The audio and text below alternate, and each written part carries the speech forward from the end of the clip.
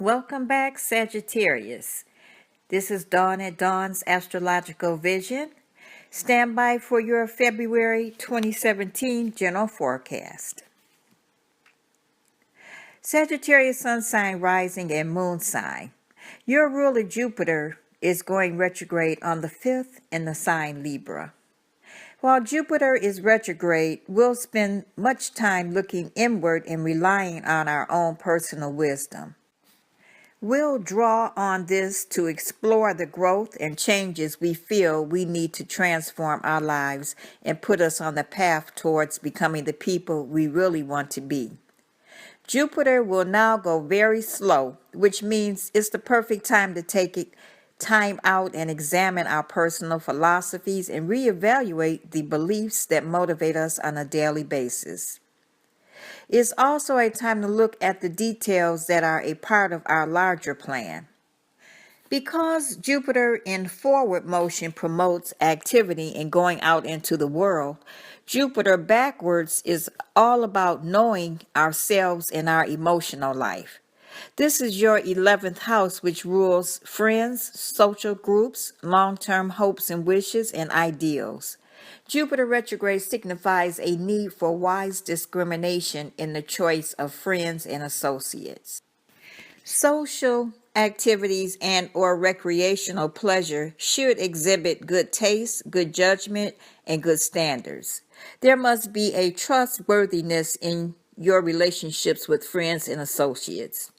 When opportunities arise while Jupiter is retrograde, they are the results of seeds planted in the past from people met or connections made in the past. The sun is still moving through the sign Aquarius, your third house, until the 18th. The third house is the house of learning, communications, travel, and transportation. Be prepared for lots of phone calls, visits, and short trips in the month ahead. Mental pursuits are favored. This is an excellent time for anyone whose work involves writing, teaching, speaking, or otherwise sharing information with others. You may wish to take a course or read a book to improve your grasp of a subject. Contacts with siblings, close kin, and neighbors are likely to be frequent or more involved during this period. Also, during the month of February, we are experiencing a lunar eclipse on February 10th at 22 degrees of Leo and a solar eclipse on February 26th at 8 degrees of Pisces.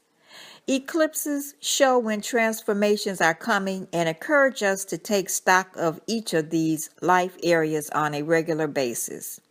This is the first place to check for imbalances or needed changes. An eclipse is a time when emotional energy is at its highest point. It is best not to schedule any elective surgery or any major life-changing events or decisions until the following week. This full moon on the 10th is sandwiched between a sign change for Mercury and a lucky Sun-Jupiter meetup. This Leo full moon lunar eclipse is especially fortunate because both the sun and moon are blessed by compatible influences from lucky Jupiter. The full moon affects your 9th house, Sagittarius, and governs higher learning in the abstract mind, long-range vision, philosophy, professors, religion, publishing, propaganda, and long journeys. It rules in-laws and travelers. Education or travel may come into focus with an eclipse falling here. The key phase now is IC, and this house corresponds to your ruler, Jupiter. There's an urge to expand.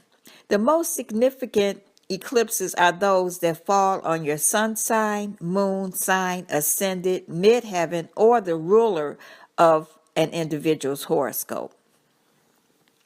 The solar eclipse is on the 26th at 8 degrees of Pisces, and it is affecting your 4th house. This is your house of home, family, parents, heritage, and real estate. It reveals the way you feel about yourself on the inside based upon the degree of security and foundation provided to you from your heritage and background. Home and domestic and family matters are all important with an eclipse falling here. Getting along with others may be a key issue. Women's issues are in focus now. The planet Mercury moves into the sign Aquarius, your third house, on the 6th. From the 6th until the 25th, you are likely to become involved with study, writing, reading, lecturing, correspondence, teaching, telephoning, short trips, or involvement with the news media in some manner. The mental processes are accelerated. This transit can also correspond with important decisions or formulation of plans for the future. On the 25th, Mercury moves into your fourth house, the sign Pisces. Until March 13th, communications increase involving family members, and you will come up with more ideas for solving family and domestic problems. Short trips involving family activities or household needs are likely at this time. The planet Venus leaves Pisces on the 3rd and moves into the sign Aries. Venus, the planet of love, cannot relax in the sign Aries. Venus will retrograde in March and will be crisscrossing back and forward in this uncomfortable area until June. As for all signs, this is not good news for relationships and finances. It does give you a nice chunk of time to sharpen your skills in those areas. This is your fifth house, and there is an increase in your romantic and social activities. The social activities can also involve children. This period often brings romantic and sexual involvements. The planet Mars remains in Aries all month, and Mars can energize those same areas that Venus is now affecting. Some Sagittarian people may become motivated towards or focused upon personal creativity and just having fun. If attempting a pregnancy, this is a good cycle. In psychological terms, it is an important time to give structure to the creative child within. Since Mars is activity oriented, this is an excellent time for conferences, workshops, and educational activities where people have fun. It is a time to focus upon hobbies and your creative talents. On the 18th of the month, the sun moves into the sign Pisces. The sun's moving into Pisces relaxes and softens the general atmosphere, makes it more sensitive, and turns the general focus towards creative arts and acts of kindness. This is your fourth house, and over the next 30 days, there will be a strong emphasis on home, family, and landed property.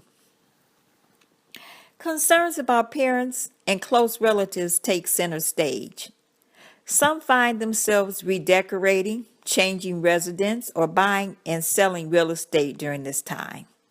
Long-standing matters often come to a conclusion and reach a final ending.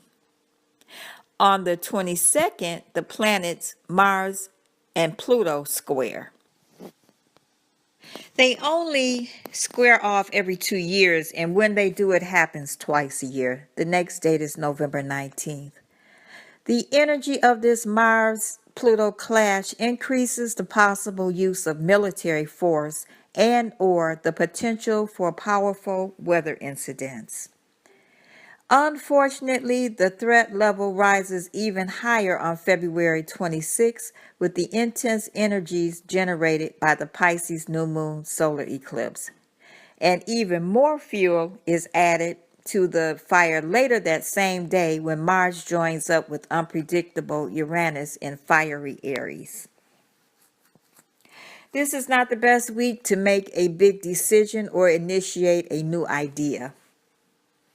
Around the 26th, you'll notice your energy has a way of getting away from you. You could have a desire for independence and action. Watch out for impulsiveness. When you meet an obstacle, you are likely to force it out of your way without thinking of other people or the consequences of your behavior. Beware of this a few days before and after the 26th. This Mars-Uranus conjunction in Aries on the 26th occurs in your 5th house. Old conditions may break up as a prelude to entering a new phase. Changes can happen suddenly and may take your breath away. This aspect affects issues regarding creative self-expression, social activity, romantic activity, sexual involvements, and dealing with children and their education. Sagittarius, this completes your February 2017 general forecast. Your lucky days of the month are the 1st, 2nd, 9th, 10th, 19th, 20th, and 28th. Thank you for returning, liking, and subscribing to Dawn's Astrological Vision. Sagittarius, have a wonderful month, and I'll talk to you in March. Bye.